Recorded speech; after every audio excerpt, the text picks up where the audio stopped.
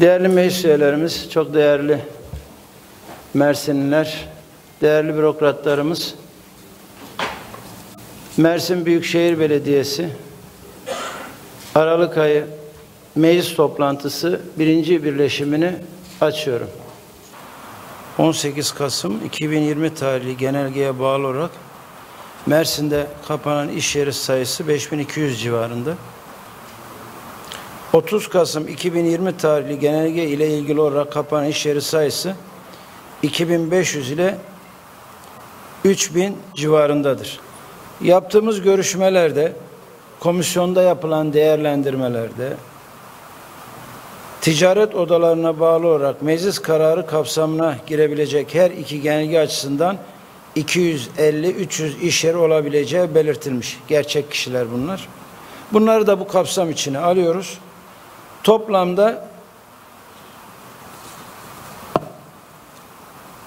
meskenlerinde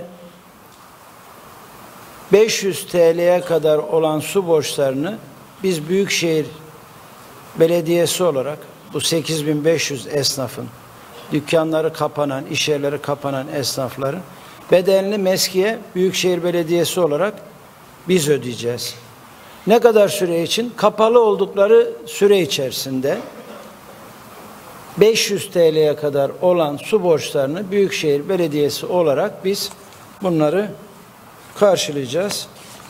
Meski aboneleri 31 Ağustos 2020 tarihinden önce tahakkuk etmiş borçlarını yapılandırabilecekler. Milat 31 Ağustos 2020. Ondan önce birikmiş borçlarını 1 sene, 2 sene, 3 sene geriye doğru gidiyoruz. Birikmiş tüm borçlarını meskiye müracaat ederek yapılandırma imkanına sahip olacaklar. Kanun hükümlerine göre hesaplanan tutarlar peşin veya taksitler halinde ödenebilecek.